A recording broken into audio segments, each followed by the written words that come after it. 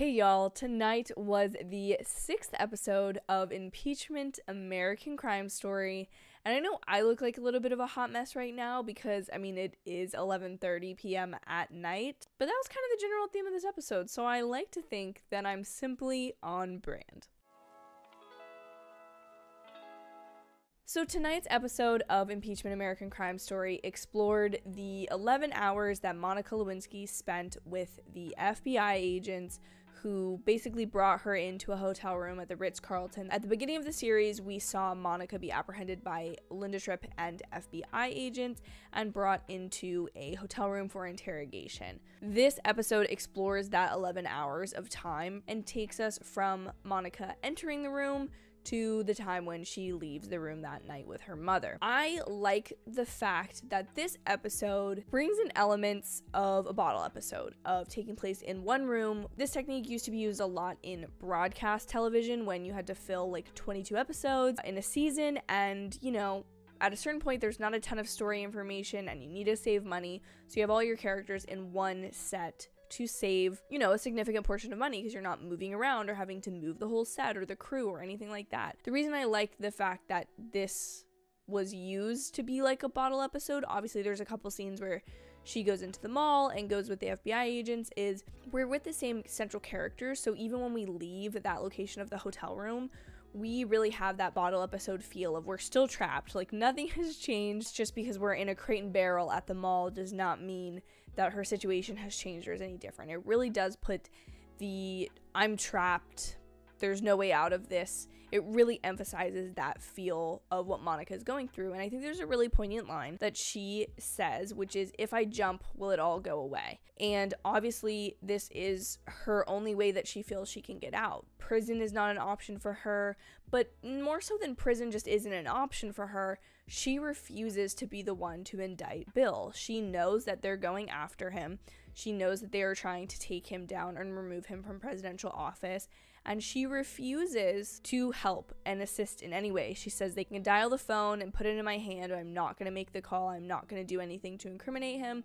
I'm not going to cooperate. Losing her own life was worth more than throwing this man who she believed that she loved under the bus. And I think even more so, that contrasts with Linda, who we see in this episode partially in the hotel room kind of as bait for Monica.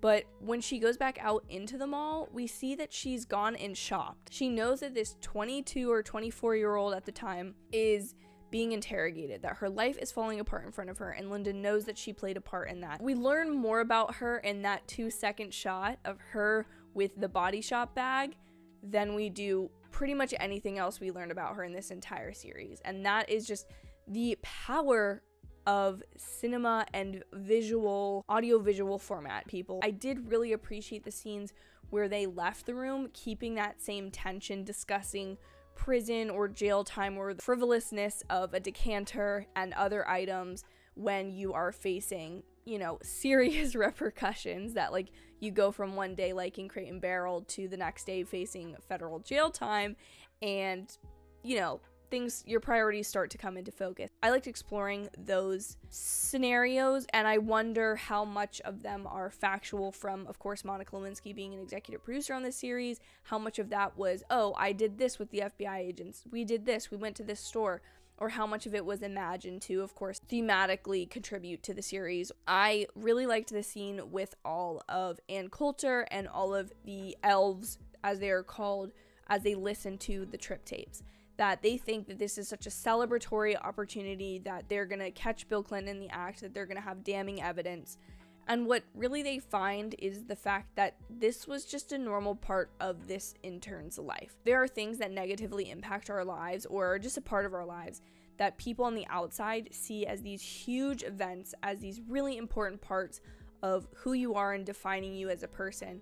But for you, it's just another factor of life. So, for example, Monica's affair with Bill Clinton in this series is just a normal aspect of her life. It's something she talks to Linda about as much as salads or the treadmill or the fashion of the time. It's just as much a fact of her life as any of these other things are, and she can talk about it as simply as that, even though to other people it is such a big event. And I think it's just crazy that we as human beings do that we simplify these massive things within our life, and we come to adapt to things that otherwise would be shocking to explain to someone else that you're going through, that we find ways to compartmentalize and deal with those things. That is pretty much it I have for this episode. I will be honest, it is a midterms week and I was studying and working on some assignments during this episode. I would rather get it short and sweet and still up to you guys than ramble on for a really long time when I don't really have the time, and neither do you.